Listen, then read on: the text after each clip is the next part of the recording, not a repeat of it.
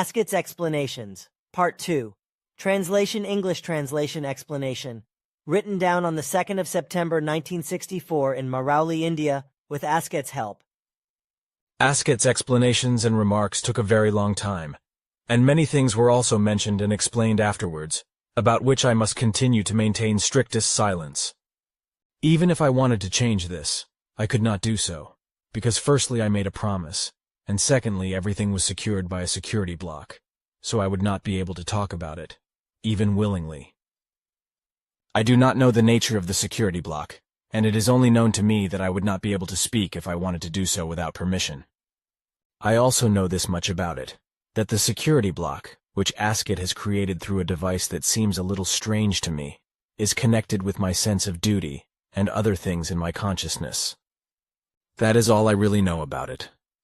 I must confess that Asket's explanations seemed outrageous to me at the time, and that I thought I was only dreaming.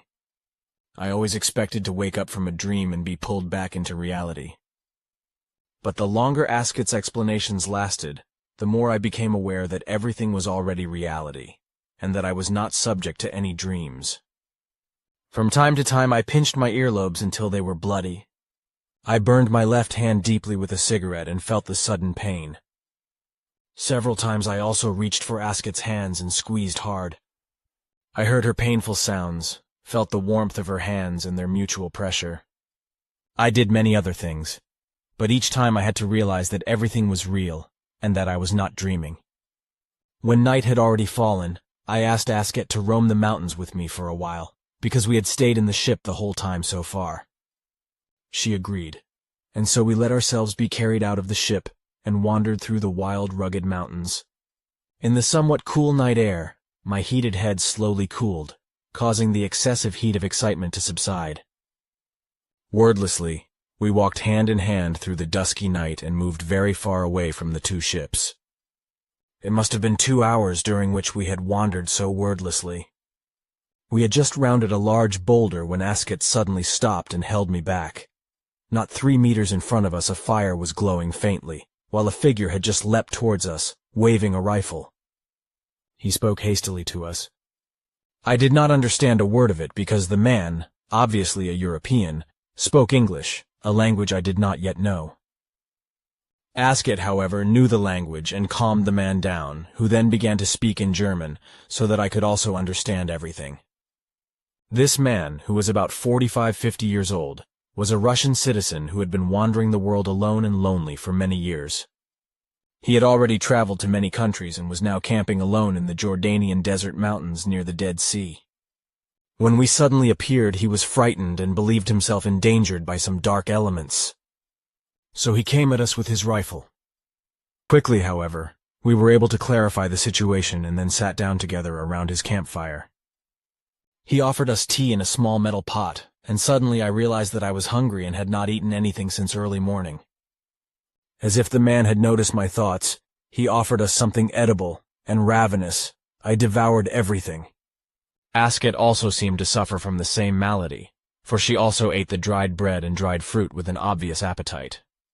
We must have been with the man for an hour when we wanted to go back. But then he stopped us and explained that he had been wandering alone for many years, and had never been able to join human beings. He distrusted human beings and would therefore avoid them, which is why he had also set up camp here in this lonely place. Since many years now, while we were together, strange feelings had begun to stir in him. He could not explain it all, but he found us very sympathetic human beings, which had never happened to him before, or only very rarely. He had already learned to hate human beings in his adolescence, and now this change had suddenly taken place in him with regard to us, so that he would be very happy if we could stay with him a little longer, or at least meet him again in a few days. Already holding Asket's hand again, I felt her handshake getting stronger. Then she spoke softly and gently to the man, and made a promise for both of us that we would meet him again in the same place, and at the same time on the 7th of February, which was already in a few days. With this promise we said goodbye to him and returned to the ships, for the ship that had brought me here from my home was still there. By now it was very late, and I was also very tired, so I lay down in the armchair that Asket had offered me to sleep on, which had been converted into a couch. She also lay down in her couch, which I could only just notice before I sank into a deep sleep. It was already broad daylight when I woke up again and saw that Asket had conjured up drinkable and edible things from somewhere. We sat down comfortably at a table-like structure that had been pulled out of a ship's wall and feasted on a hearty breakfast. What I ate and drank I could not define, but it was very good, even if everything was completely foreign to me. The potion was slightly yellowish-white and a little thick, and was probably some kind of juice from a fruit I did not know. The food also seemed to be made of fruits, and also of some kind of vegetables. The taste of everything was very foreign to me, even though everything once again seemed somehow familiar. Everything was excellent, however, and it tasted delicious to me. Before breakfast, Asket brought a large container of cool, clear water from somewhere, which she carried out of the ship and placed on the ground not far away. Like little children, we then splashed around with the delicious water and cleaned ourselves with it. It was a very fun morning toilet. Until the evening, we spent the time inside the ship again, while Asket again taught me many new things, which no longer seemed so foreign to me as they had the day before. It was just amazing to me that I got used to everything so quickly, and that everything became second nature to me in such a short time. I seemed to have known Asket for thousands of years. We were already so familiar with each other. And I no longer cared at all about the ship and its details, etc. So much of it had become familiar to me in the meantime in all those hours. I can even say that I was already so disinterested in the ship that I could speak of being bored when I still looked at it. Askets' explanation on the 4th of February 1953. Word-for-word rendering by Askets' help. Written down on the 4th of September 1964 in Marauli, India. Partial excerpt from the complete statement. The part of Askets' statement that is not written down is covered by the obligation of silence and must therefore not be mentioned. The entire existence of all creational universes, world bodies and life forms, etc., can be embedded in a perfect mathematics that works like an infallible machinery and causes life to become or perish. The elementary formulae rest in the mathematically most important numbers, 3, 7, and 12. All calculations in these three numbers always and all the time give one and the same result in the equation itself, and the equation is a perfect round that can be calculated infallibly in multiples of 7x7. The entirety of mathematics is based in a closed ring which can be calculated at any time by the numbers 3, 7, 12, and 7x7, since the primordial is itself a perfect roundness, perfect to the smallest degree, a roundness of the relatively perfect in mastery of the becoming and passing away in the creation itself. However, it is not permitted for me to explain this in detail, and thereby bring the solution of the great mystery to the earth humans, for in doing so I would be violating the laws of the primordial being itself, for it is in the will of the primordial being that an evolving life form should itself find its way to the solution of these mysteries, in order to attain the knowledge which will enable the life forms concerned of the most diverse universes and worlds to apply and use their knowledge in accordance with nature and according to the creational guidelines. For if a life form were to attain great knowledge and wisdom at too early a stage in its own development, then an inevitable and unstoppable catastrophe would be the effect and consequence, as it is threatening at present also on the earth, because through the unconscionability of the malevolent extraterrestrial intelligences already mentioned several times, these imparted to some Earth's human beings, so-called scientists, a knowledge of which they were not yet able to cope, namely, the knowledge of the secret of the foundation stones of life, the atom, through which the atomic bomb could be created by revealing this secret. Once in possession of this dangerous weapon of destruction, it was only a short step to its use and a repetition of the earlier events in Sodom and Gomorrah.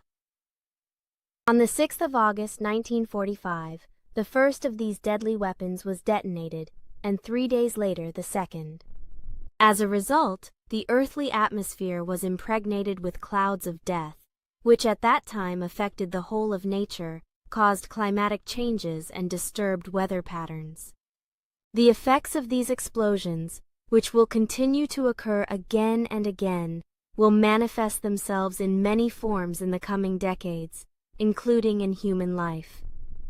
Many lives of fauna and flora will mutate, and also the human life form will suffer malignant mutations and cruel diseases. This evil misery has already begun with the explosions and will continue to spread in the times to come. Earthly science is fully aware of this, but the scientists and others in charge make no effort whatsoever to change the consequences of their madness or to protect themselves from new offenses.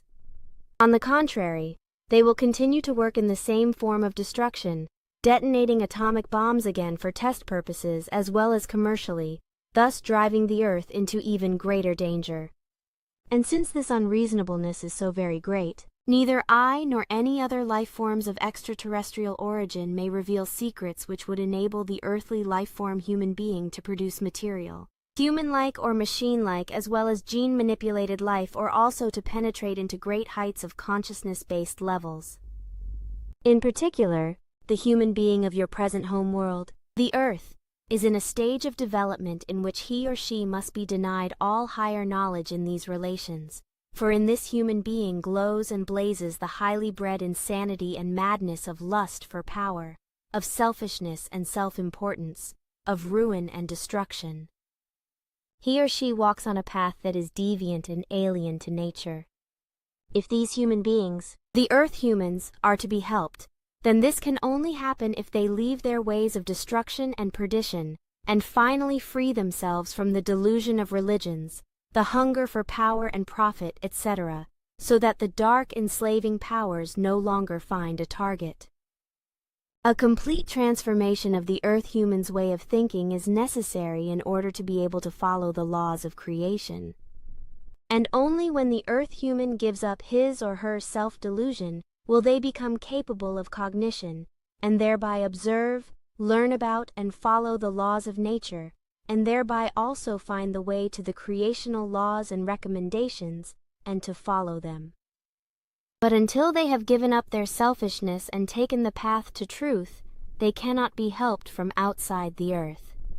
Even then, the knowledge of very important secrets cannot yet be revealed to the Earth humans, when the danger of the impending catastrophe will have been averted. Only then will the human beings of this world have to learn to make the truth of creation, of the spirit and of eternity their own. But it will be a very long and very hard teaching, and you will have to proclaim this truth as a prophet. The time will be short for you, my friend, when the great day will come, when you will receive permission from me to speak. It will only be a span of a little more than 2 decades before your time comes and you are to begin your mission. Your task will be very difficult and full of slander against you and your mission. But it will be a relief to you that you will have friends around you and a steadily growing group that will serve the good cause and the truth. It will also be to your advantage that by then, despite the negative religious fact, the study community I have mentioned in Germany will have done very good and very important work, which may not be of benefit to you, but to your task, so that your seed will soon bear abundant fruit. Some smaller and larger groups will already have formed all over the Earth by that time, and will carry out their corresponding work in order to create enlightenment and to have the most urgent effect. Even if, in the process, much falsehood and deceit as well as slander will be spread about you and your mission and proofs as well as about us. Do not, however, mentally look for great help from these groups, and from such organizations, etc., for as they are all half blinded to the real truth by the scheming machinations of the evil-minded extraterrestrial group, they will give you only limited help, if any. The might of the Ba'ath beings, the aforementioned malevolent intelligences in the pyramid at Giza, coming from the distant Ring Nebula region and descendants of the ancestors of Earth's humanity, is very great, and everywhere they know how to exert their influence. Thus they spare no intrigues and no infamous machinations, and use even the enlightenment efforts of Earth humans to achieve the aims of their madness and greed. When your time comes, predetermined human beings will come into contact with whom you will form an authoritative group in Europe. In due time you will receive a corresponding call for this. In little more than 20 years, you will already have to make the first contact with the coming group members, because the situation will require it. You will, however, be persecuted and no longer be sure of life, but you will nevertheless not have to interrupt the closed contact with the members in any way, and you will only appear with your mission because you will be called upon to do so again, and from another side. This will not happen through me, but through another life form from this universe, through those human beings who for the time being will call themselves Pleiadians. Despite the fact that this has already been established, and it is also obvious that you will be constantly sought for your life, you must make every effort to ensure that your mission is not interrupted. This is necessary for the very specific reasons of your destiny. The coming contact with the Pleiadians means for you an introduction and an acquaintance with your personality. For the reason that these contacts with them and with us are a testimony to you that certain circles and group members can testify that you did not know about the truth and about our existence only at the time of your official appearance, but that you already knew about everything much earlier than this, will be claimed about you from the evil side, in order to beat you into exile and to destroy you. The very fact of these facts speaks for the reasonable human being that all my words and all my explanations written down by you must be genuine. For what earth human or any other life form would take upon themselves a difficult mission and bring up certain evil things and facts only to be persecuted and threatened of life or deprived of life by evil-minded elements? But you will not break off the closed contact with us again, but will continue it, and in little more than 2 decades will also make a new contact with the Pleiadians. All this, however, can only be truth if you allow the actual events of life and their things to guide and direct you. This is a fact which must be apparent to all thinking human beings with sufficient reason and intellect, so that you may thereby give an unshakable testimony to certain groups and human beings in this respect, which will be of great use to you. Askets Explanations, Part 3, Translation Explanation, written down by Askets' memory aid on the 10th of September 1964 in Marauli, India. Explanation dated from the 4th of February 1953. Again, Askets' explanations were very long and elaborate. Consequently, it was late night before she finished her remarks. With the promise to bring me back to Jordan in the early evening of the 7th of February 1953, we said goodbye, and I boarded the small ship still stationed at the same place that had brought me here 2 days earlier. The takeoff procedure was the same as I had experienced 2 days before, and the flight again took us high above the earthly atmosphere.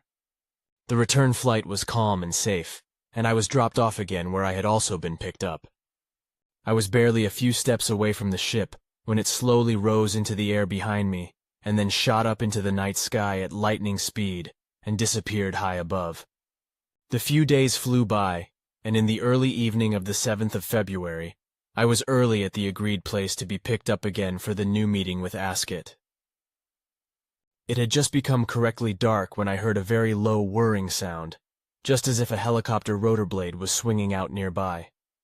Then a dark object sank down not far from me and touched down on the dirt road. Unprompted, I walked towards it and suddenly saw a slender figure emerge. It was Asket, who was now calling me. Together we let ourselves be carried into her ship, and already we were sitting in the very comfortable armchairs. I did not feel the slightest movement as the ship rose and shot furiously into the night sky. Only on various screens did I recognize the takeoff maneuver and the rapid flight away. Nothing else happened. The ship neither became transparent nor glowed. It simply remained as it was, solid, tangible, and stable. During the flight, not a word was spoken, and Asket quietly busied herself with her apparatus. Then I recognized shadowy mountain ranges on the screens deep below us, towards which we seemed to be falling. But without feeling any discomfort, the ship suddenly came to a standstill from the frantic speed and simply stuck in the air for several minutes. but then it slowly started moving again and floated down to earth as lightly as a feather. As we let ourselves be carried out of the ship, I realized that we were back in the same place where I had been only days before. In contrast to Europe, the weather here was very mild. High in the sky, the stars twinkled 1,000 times, and a few different voices of the night could be heard. I felt comfortable and quite happy to be here. Asket and I slowly walked hand in hand through the rocky wilderness, and then sat down on a large flat block. It was here that Asket began to speak after a few minutes. Asket's explanation of the 7th of February 1953 in the Jordanian desert mountains at the Dead Sea.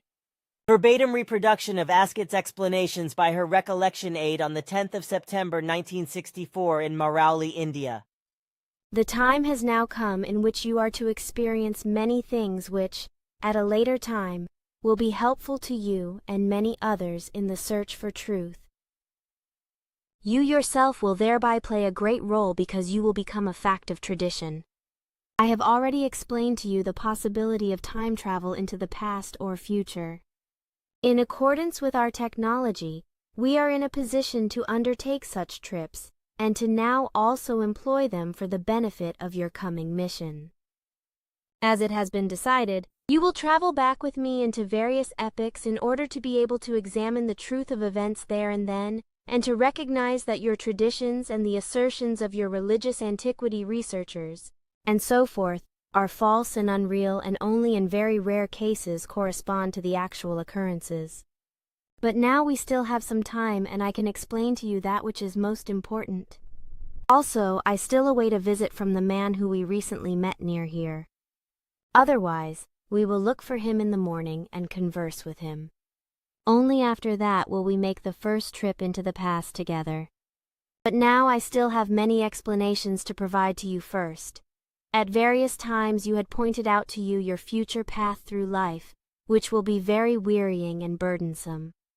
Right from the start you have already experienced and come to know that this corresponds to the truth. But the time of your apprenticeship is not yet finished, because it will still continue for about 20 years, during which you will experience very hard times and an enormously hard destiny. Were it already very hard and burdensome up until now, in the future it will be very much worse. Yet be aware that you unconditionally must complete this learning if you want to do your mission justice. The next years will bring you into a dungeon and wartime military service outside of your homeland. You will have to pass through all stages of a fighting human in order to be able to very precisely acquaint yourself with everything. Because if you are to understand things, you can only do this if you come to know everything yourself through your own experience. It will also be the case with different vices in which you will yet indulge for learning purposes. Severe physical pain will also remain just as near to you as will psychic pain.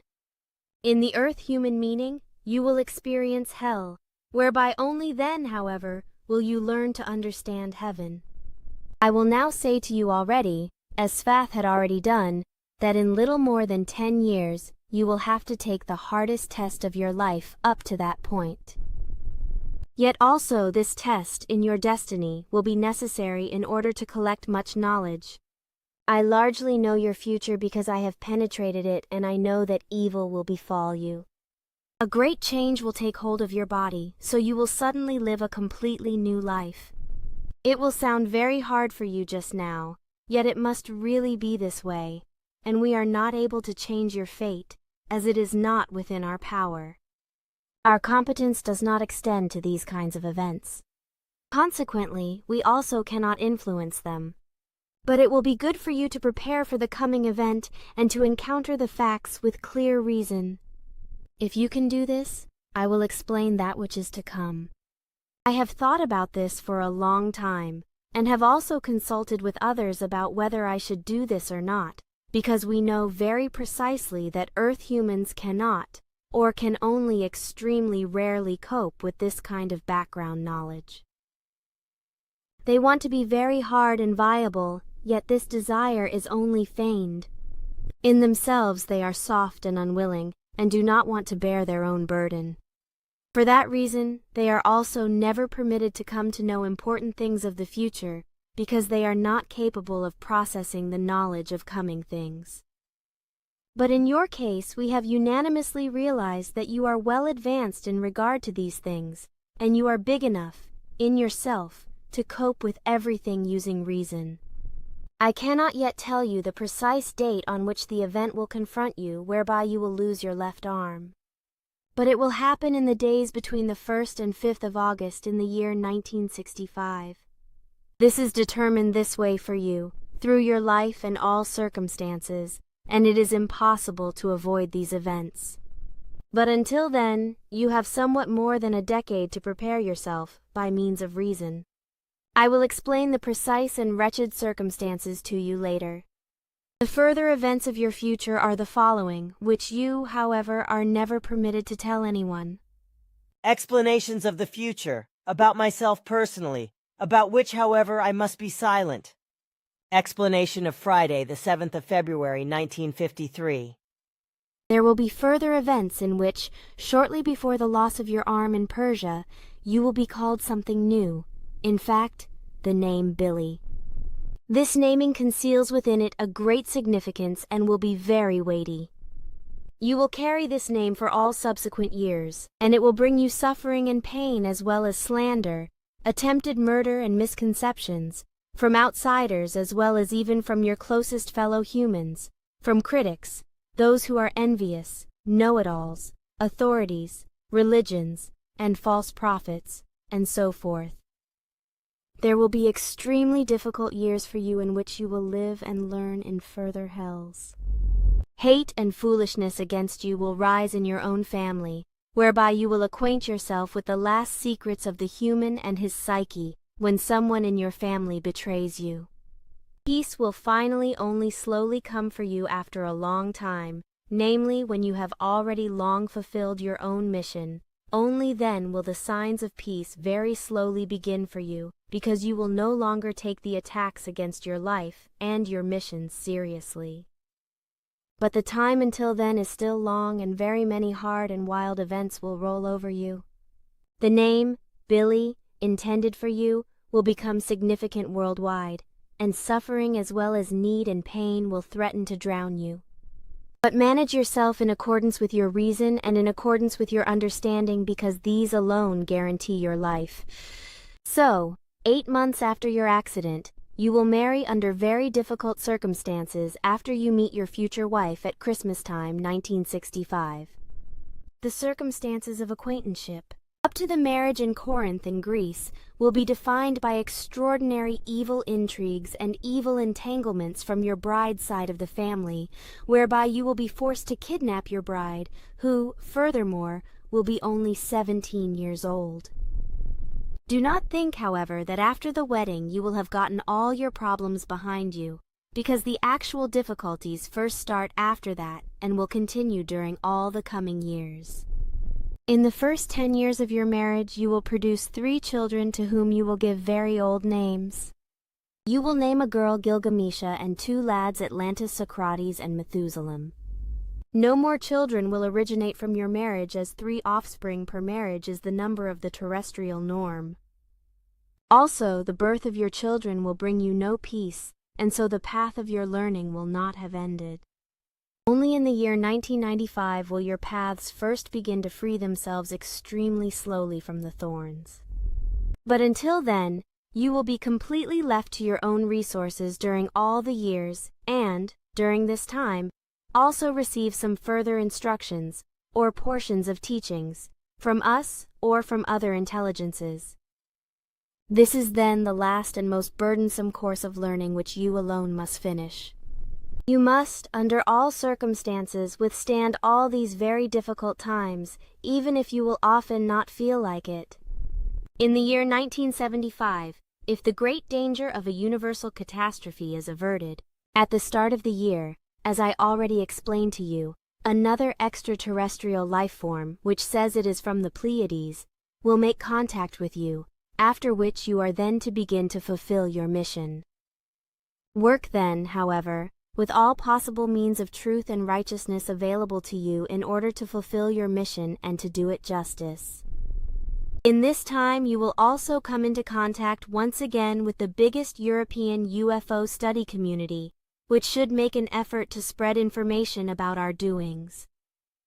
From that point, you will be invited to a congress, but this will be a very great knockout for you.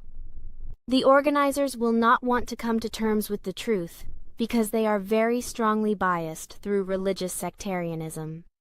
They do not want you to spread the actual truth, so they will suddenly obstruct your path so you cannot appear at the Congress. It will be such that they do not want to acknowledge you as a new prophet because, in their aberration through religion, they are not able to recognize the truth. Despite this, however, you will go your way, and even before this point in time, shortly before you will bring your own publication to life in order to spread the truth. Thereby, due to the loving help of your best friend, you will be independent, just as your community, which you will call to life in the year 1975, will also be.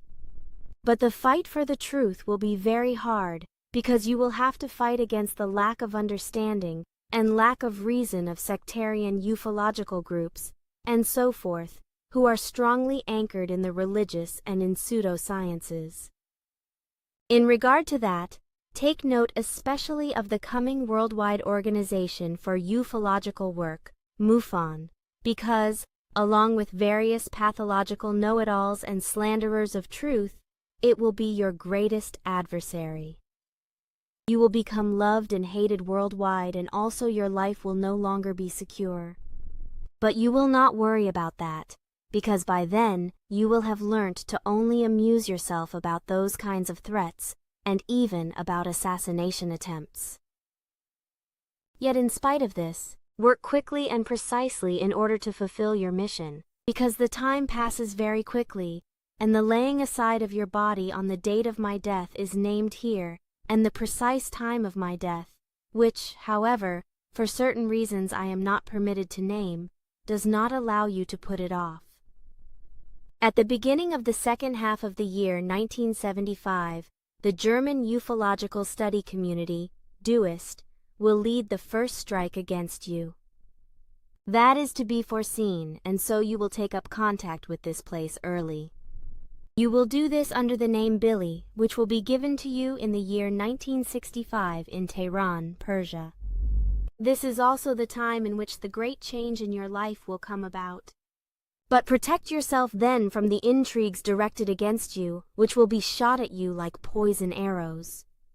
Be also very careful then that you again eradicate the second name, Phantom, given to you in Persia, because by then it will have served its purpose.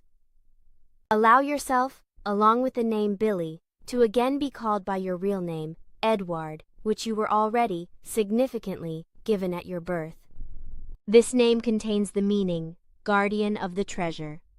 And in the truest sense of the word, by the year 1975, you will have become the guardian of an enormous, and for the humans, very important, treasure, namely the guardian of the treasures of truth, knowledge, wisdom, love, and peace. The guardian of the true teachings of the Spirit, because it represents the greatest of the earth humans' treasures. Thus, make an effort, towards the end of the year 1975, to eradicate the name Phantom, which was valid until then, and allow yourself to be called only your name given at birth, Edward or Billy. Various things will also develop in the world itself at that time which will be of very great significance. An American man of peace named Kissinger will do big things in the times to come, yet peace will not favor him. Then, soon after that, a serious misfortune will befall him. He will be named Angel of Peace, yet he will not be able to prevent a violent war breaking out between Israel and the Arabian countries towards the end of the year 1976. All this must happen because, after the averting of the great catastrophe, new paths will already be trodden again to place terrestrial peace in question. Thereby, Israel plays a very important role, because this country will be insulted by being called the least competent by all the control-demanding Arabian rulers. That is why the Israelis will still be, for a very long time, the basis for dispute and strife, for discord, war, and bloodletting, just as they always, for millennia, were often the basis for that, for which they often bore the blame themselves. Something important is still to be explained to you, namely, that the most varied swindlers in UFO matters will spread worldwide, and that you should never, of your own initiative, accuse them of fraud. Always refer to us in regard to the naming of the swindlers, because these statements stem from us and not from you. In spite of that, it will, however, be that you will be made responsible for the naming of the swindlers, and it will be said of you that you would accuse all contactees and so forth of lying. Even though that which will be asserted about you in the future will really not be true, you should not disturb yourself about it. Sooner or later the truth will break through, and the mourners will be those who have appraised you as having engaged in something dishonest. If I and others speak of swindlers, then we therefore do this in a responsible way, because we know the truth and many events of the future, and thus also have recognized, and invariably will recognize, the swindlers.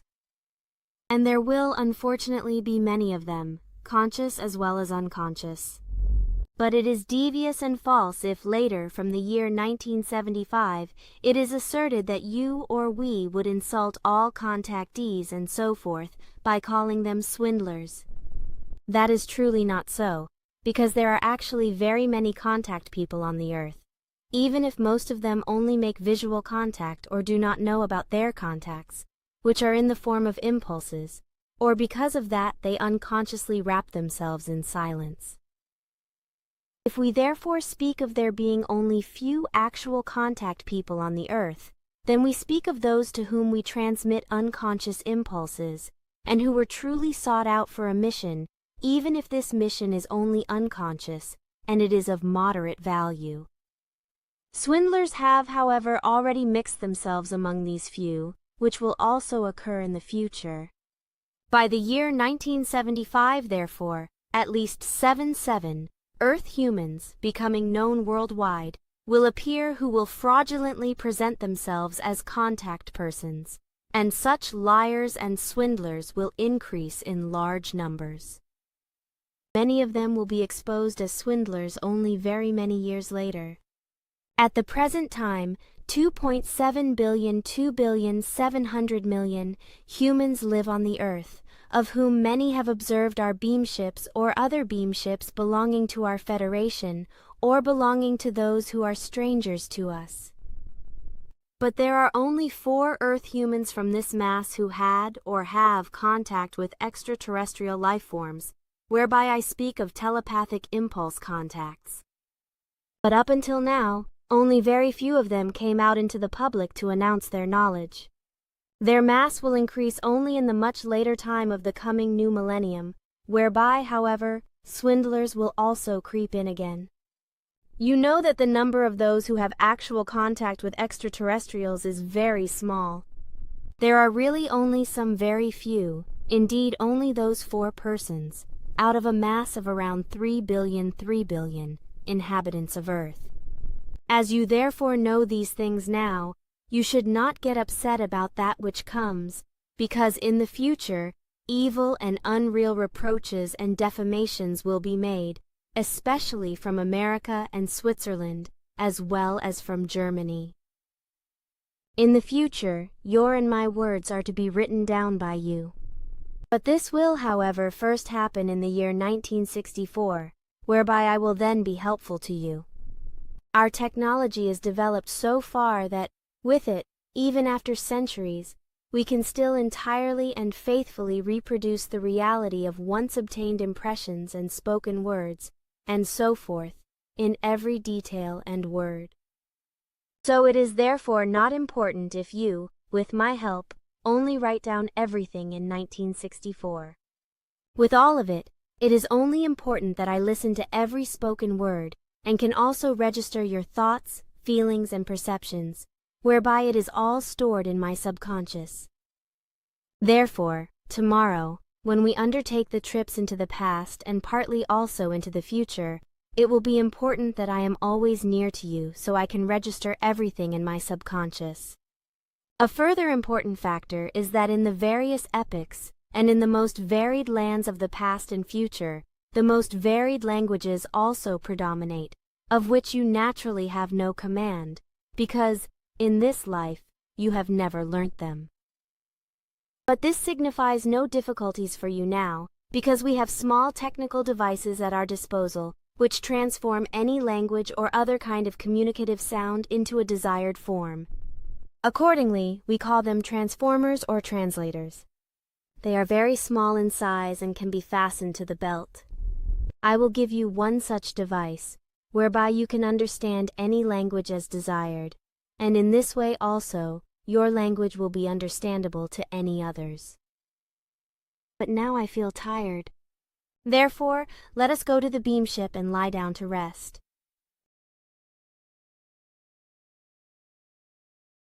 Askets Explanations Part 4. Translation explanation of September 10th, 1964, Marauli, India. Continued. My head was full to the brim from all of Askets' explanations. So I followed her wordlessly to the ship, and together with her, let myself be carried into the ship by the invisible transportation powers. I lay awake for a long time on my comfortable couch and contemplated what I had heard. Everything seemed monstrous to me, and finally I had to forcefully tear myself loose from my raging thoughts in order to still get any sleep at all. Still somewhat tired, I awoke in the early morning. It was, to me, as if I had heard a shot somewhere. Asket also immediately got up from the couch and quickly approached me at one of the ship's windows. Some 20 meters away from the ship stood a man who, leaning on his rifle, grinned up at us. Quite obviously he had fired a shot in order to cause us to notice him. It was, without doubt, the same man whom we had met at night some days ago far from the ship.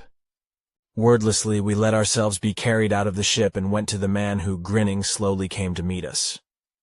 He spontaneously reached out his right hand to us and laughed.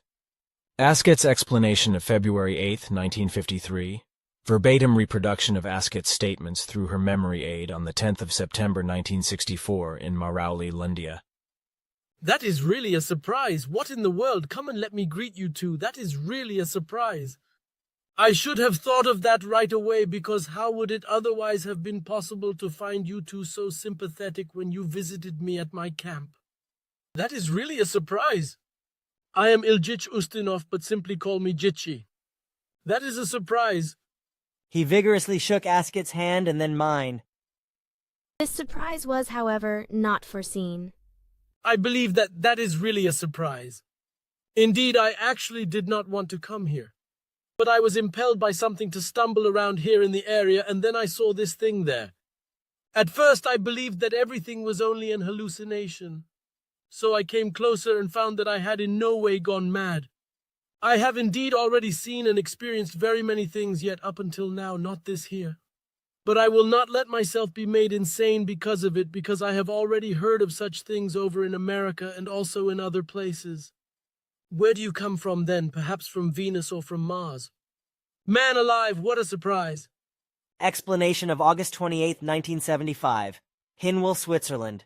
In the reports written down with Asket's help in India in the year 1964, I used for my person my real name, Edward. In the contact reports with Sim Yase, which have continued since the 28th of January 1975, I use only a cross in place of my name. I did this for reasons of personal safety. As these security restrictions have become invalid as a result of the determination and the new contact with Asket, according to her direction, in the future, I should again let my real name and the name Billy come into use, and let the name Phantom lapse into the past. As in the contact reports and so forth with Asket, my real name should in the future also replace the cross in the Sim Yase reports. Explanation of October 1st, 2000. With the production of the Sim Yase contact books, the names Billy and Edward are used from the beginning, in accordance with the explanation of August 28, 1975. I am neither from Venus nor Mars. I am a human of this world like you. But that cannot be. The crate there is indeed a spaceship. That is accurate in relation to the ship and with me too. But my friend here is really from this world. Aha, then you are therefore a contactee, as one says? Does one say that? Yes, that is already known far and wide. Unfortunately, I am not familiar with this story. Somewhat reflectively, This meeting was really not foreseen. What should happen now? I also do not know. What do you think, Jitchi? Do you perhaps want to get rid of me? Nobody has spoken about that. But your sudden appearance makes everything a bit of a problem. I am sorry about that. I really did not want to meddle in the work of God's angels. What is this insane utterance supposed to mean? It is indeed known that you are somewhat like angels and come here on a mission from God. Who says that? I have heard that from various sources, and I am happy that I have met you. Believe me, I am a good Christian and very devout, even if I am a roughneck and walk around here armed. Here, I even always carry a small Bible with me. Unfortunately, I have to disappoint you. I am neither an angel nor do I come on a mission from God. These stories about us are deliberate misdirections by evil elements who want to conjure up malevolent things in a religious form. If you are a religious believer, then you have succumbed to evil, false teachings. You blaspheme God. That is indeed monstrous. That is really not the case, because you are the one who has been misled by religion. I do not understand that. You will understand it if I explain it all to you. On the other hand, I have arrived at a decision. Because if you want, you can come with my friend and me. Then you will soon understand everything. Am I suppose, supposed to get into this ship? Are you frightened? If I am to be honest, yes. What of then? It is so outlandish to me, and in spite of everything, I love my life. But you said you are a good Christian. Then do Christians have a fear of death? You ask funny questions. Every human does indeed fear death, ye. Besides, I find that I am not yet mature enough to actually go to heaven. Indeed, Jesus said, That is precisely what he did not even say. It is all a deliberately falsified tradition. Besides, the man never bore the name Jesus. He was plainly and simply called Emmanuel. I find your behavior also not exactly correct and courageous. And besides, I believe I know that you are basically wrongly orientated in regard to heaven. Do you think so? You two have somewhat peculiar views. I trust in God and Jesus Christ. If you trust in them, then indeed you do not need to be afraid of the spaceship.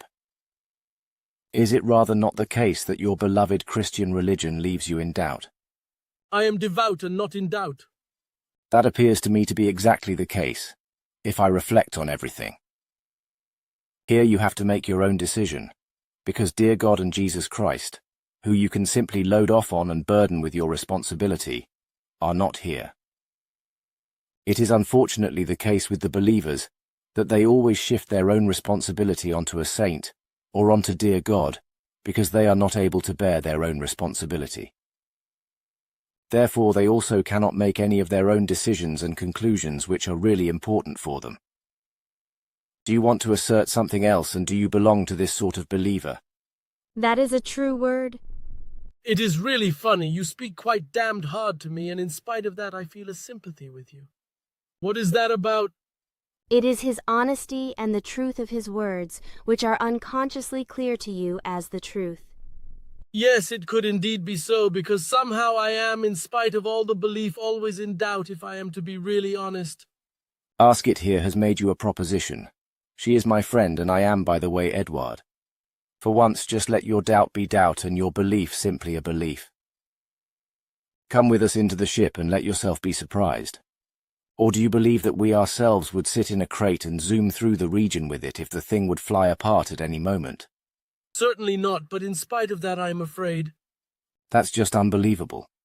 This fellow is now already almost 50 years old and quivers like an aspen leaf, only because he should stand his ground for once.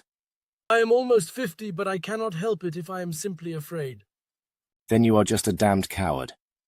Come, Askets, we will go our way and let him simply stagnate here. Having become angry, I grasped Askets by the hand and simply pulled her with me towards the beam ship. We had only walked a few meters when Jitchi's voice called us back. Please do wait. Now what do you want? We still have all sorts of things planned and we cannot concern ourselves with your fear. Please do not be so bitter. Indeed, consider that until now I have never seen such a ship. To say nothing of the fact that someone wants to take me along in such a device. It was also once the first time for me and I did not act like such a stupid pig. You are really quite hard-bitten and for your age obviously quite a damned character. Just listen to this snout. Here is this fellow, an innocently trusting son of Christ and a Bible twerp, and suddenly he can swear like a stevedore. Signs and wonders actually still occur, even if they do not come from dear God. Whispering quietly. You really have a remarkable way of dealing with humans, but obviously this way is very effective. I also want to learn this. What are you whispering, eh? We were just discussing whether we should shoot you off to the moon. You lie, you damn so-and-so. Precisely, yet apparently you have changed your mind. I have pondered over your words. Perhaps you really are correct with them. Therefore I will come with you even if I might fill my trousers. Then I will throw you out of the crate. Yet it will surely not be so bad or... Now please leave him alone. Your teaching was effective enough. I believe that too. You really have a very kind way of convincing someone of something better. Do I have that? Now please come and leave the skirmish. We then went to the ship together and then pushed Jitchi forward towards the transport beam, in order to get him into the ship. Grasped by the power, he was lifted from the ground and slowly glided upward. Quite suddenly his eyes widened unnaturally, and then a shrill scream tore the stillness.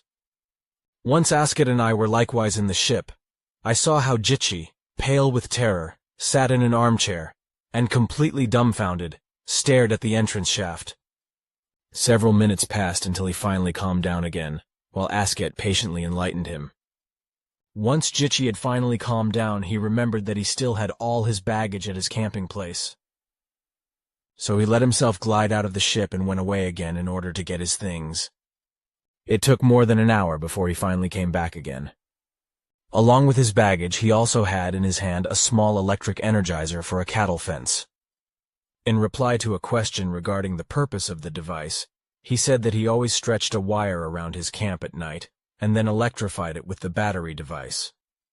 So he is fairly safe. To begin with, we will now jump back into the 13th century. What was that again? Naturally, we have indeed not yet made the effort to explain our plans to you more closely. During the next few months, we want to undertake several trips into the past and into the future in order to experience firsthand or to observe certain events then and there. Huh? Have I? Have I gotten in here with two lunatics? What is this damn nonsense supposed to mean? Asket long-windedly explained our plans to him. Under no circumstances will I do that with you. That is indeed insane and additionally also impossible. Damned coward. Eh? Dirty damned coward. Eh? No, I said I would go with you. Okay then, may God help me. God helps those who help themselves. Perhaps you are right. You two talk with such conviction about all these things that I really am slowly starting to doubt the correctness of my faith. Let us leave that now. As the most important factor, I still have one matter for you, however, Jitchi, and it is this. If you come with us now and experience various events of the past which are not in agreement with the traditions with which you are acquainted, then I must oblige you to be silent about them. And you must indeed be silent about everything, also about the fact that you have ever seen us. An extraordinary amount depends on your silence, as it concerns itself with the continued existence of terrestrial humanity and the entire system of planets. You indeed cannot be serious. Why should I be silent then? I can indeed sell the story to the newspapers and finally live in joy and without worry and far away from all the insane humans. Edward, is that really your Christian way of thinking? Why should it not be because I must indeed live from something? And just such a story indeed contains within itself many possibilities for earning. Then you cannot stay with us, because you would only be permitted to speak about it if you knew that you must end your life in a very short time. Is my silence so important then? More than only that, perhaps the existence of terrestrial humanity depends on it and the further survival of the system of planets. I could not load this burden upon myself. I will be silent about everything and as mute as a fish. That is my sacred promise. Your word is of value? On my own life. Then we can start. First, we will fly out to a great height in order to, from there, effect a transmission into the past. And already the ship took off and shot ragingly fast into the sky, out of the Earth's atmosphere, ever higher up into open space, where suddenly a multitude of stars sparkled. I saw Jitchi, who had become as pale as chalk, and grasped for a vessel in his pack, into which he surrendered himself to coughing up. Obviously, it was all too much for him. Already Askets' voice could also be heard again. We will be that far along in a moment. The transmission takes only a split second. Asket busied herself with her apparatuses, and quite suddenly I seemed for a split second to no longer physically exist. I suddenly seemed to have been simply extinguished corporally. But then already Askets' voice rang out again. We are presently in the past of the 13th century. Here, Edward, take this device and fasten it onto your belt. What is that? A language converter. I quickly made an effort to fasten the thing on, and observed thereby how Asket opened the exit shaft and glided out. Jitchi immediately followed her with the vessel. He was still as white as chalk, and appeared to have not yet gotten a grip on himself. I myself had to apply some effort to fasten the device onto my belt, and then I let myself likewise glide out of the shaft. Emerging beneath the ship, I saw how Jitchi straightaway let his vessel fall into a bush in the forest about 50 meters away, and then sat in the grass. The world was not different from the way I had known it until then. The grass was green, the fir trees as familiar as ever, and even the flowers in the grass were not foreign to me. But what struck me was the horrendous twittering of the birds. There had to have been masses of them there, completely undisturbed, and quite obviously not yet impaired by poisons and so forth, as they are in my actual present time. As I inhaled the fresh, spicy air, I noticed that it was much fresher than in the year 1953. The oxygen content seemed to be much higher. Also, the sky appeared quite fantastic to me. It was of such a beautiful and deep azure blue as I had never before seen. Quite obviously, air pollution did not yet rule here in this century. The sun shone clear and splendidly warm from the sky, and for kilometers around there were only woods, hills, and meadows in lush green to be seen. Far and wide, no village, no town, and no house was to be seen. It was really lonesome and beautiful, as in paradise itself. Over in a somewhat more distant forest, an entire herd of deer fed peacefully, which took no notice at all of our presence. Obviously, these animals were not yet so very shy as in the year 1953. And these pheasants. Everywhere one saw pheasants. You observe very much and very precisely. It is simply magnificent here, Asket. That is a true word. The past is, in many concerns, better than your present. But now come. There, behind those woods, is a hunter's cabin, as you would say, or a weekend house. I already know it because I have already been there twice. It belongs to a rabbi named Jechieli, who enjoys the open countryside now and then. Where are we then, actually? Do you mean the time and the place? Yes. We are here in the 13th century in France. It is presently the time of the reign of Saint Ludwig. That is all Greek to me because I am still as bad as possible with the history of this time. That is indeed also not of great significance. Come. We are going now. We went over to the forest where Jitchi then got to his feet and joined us. I am no longer astonished about anything, and I am also free of fear now. I was actually quite stupid. Where are we now? Jitchi had quite obviously gotten a grip on himself again, and his face had returned to its normal color again too. Asket briefly explained the circumstances to him, and admirably, he now suddenly came to terms with that. It is simply fantastic. I have still not yet seen 50 springs, and suddenly I am 600 years younger. Your calculation is not exactly correct, but you could also say it like that. Then we walked wordlessly through the forest on a path made by game, which, already after less than 15 minutes, led to a log hut on the other side of the forest. That is Rabbi Yechieli's little recreation house. Generally, he is called a scientist, wizard, and magician, the latter certainly being incorrect. There was an enclosure behind the house and there was a horse in it. It was apparently the means of transportation for the rabbi who, according to that, must have therefore been there. And he actually was there. Somewhere in the house, a dog was whipped up, and then a bearded man stepped into the doorway and looked out. In a few moments he discovered us, held his hand above his eyes, and then stepped quickly towards us. So there you are again.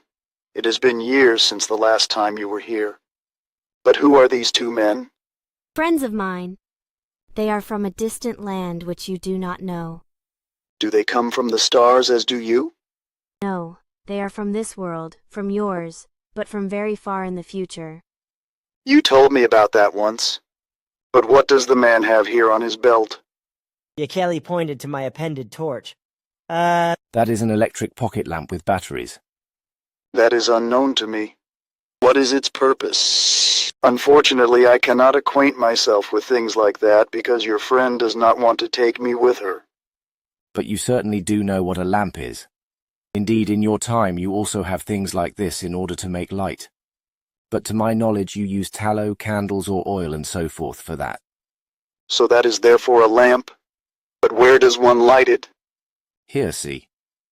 You do not have to ignite this torch with fire, rather only with this small switch here. It has neither tallow nor oil nor a candle.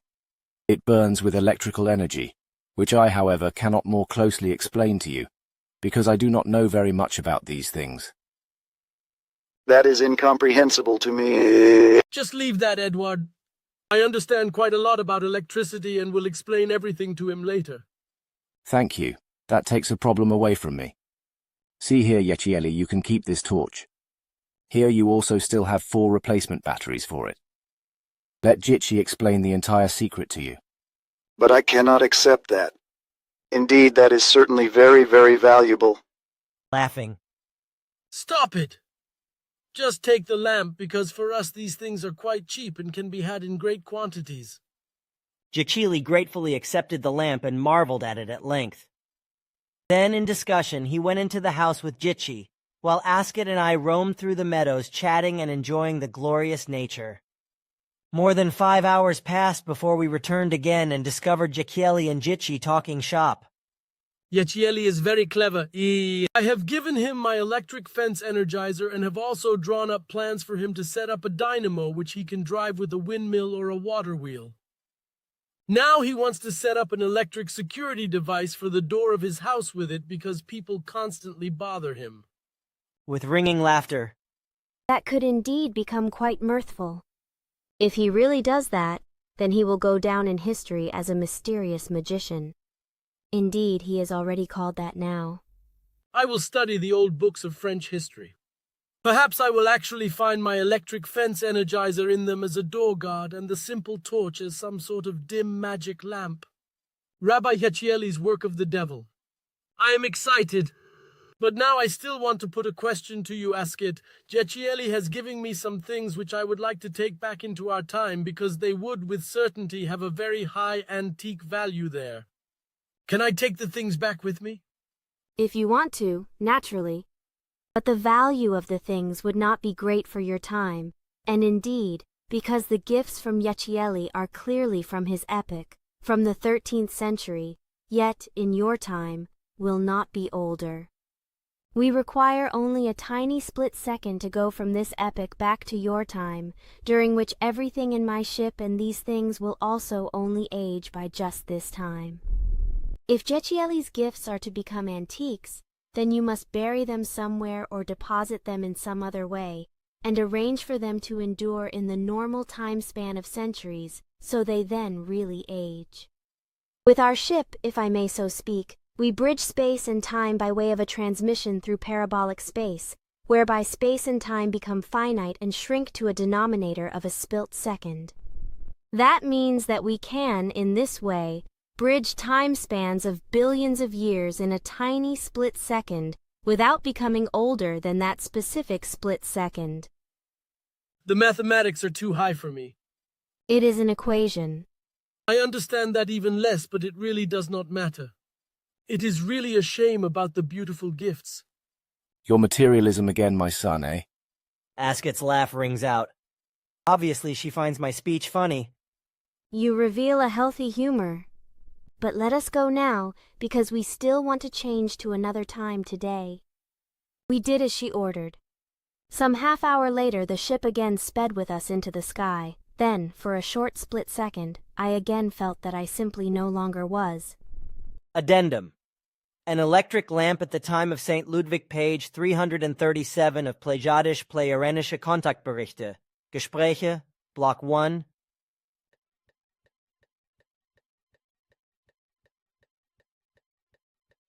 Excerpt from the book Fantastic Past, pages 97 to 98.